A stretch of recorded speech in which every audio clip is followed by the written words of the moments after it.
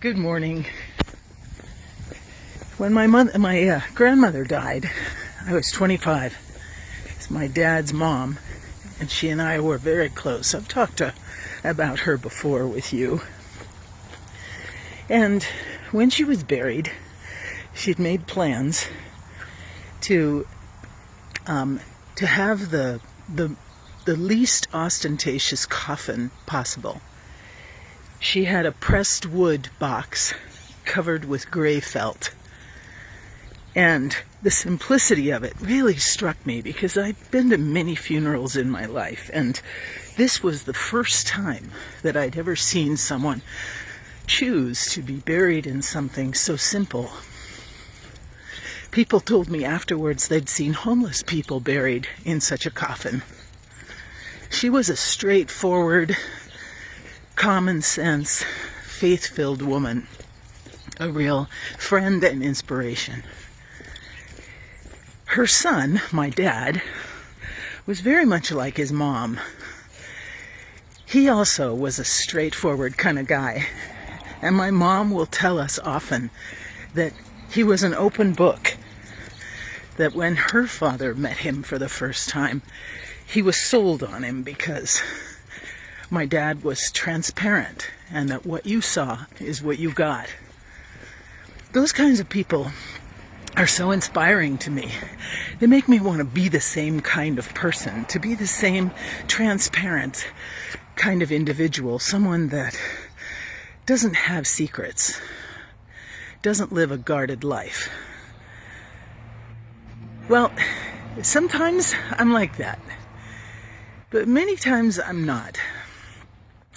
Because of my life, because of the choices I made and the life, the convent and all of that, I live a little more cautiously than I think my grandmother and my dad did.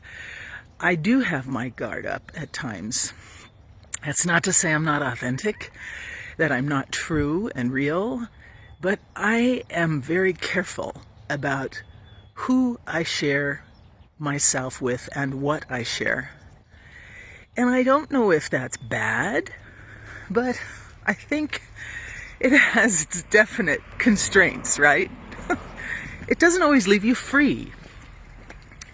Are you like that?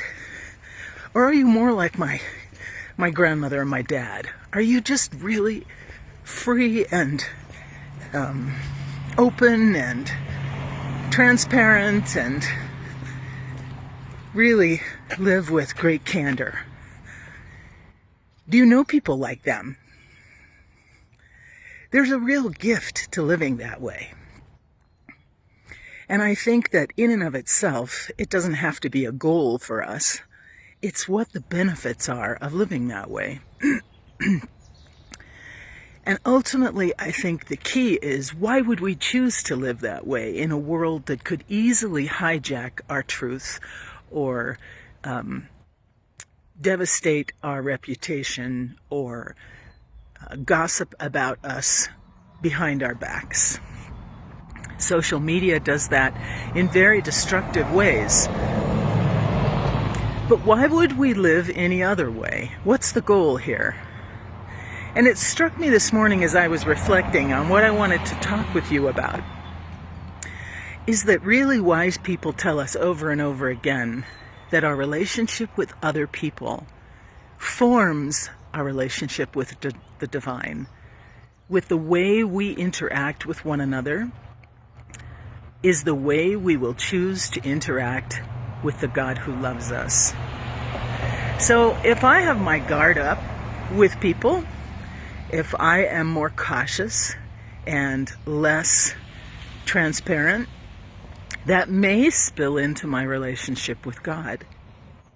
I may be measured in what I share with God.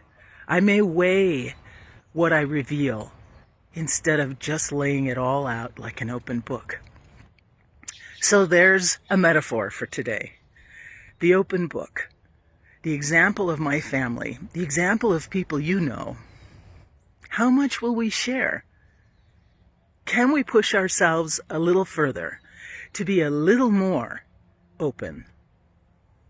knowing that the gift of what we offer at the moment and the transformation that happens within us in the trusting that we do will benefit us long term, even in our relationship with God.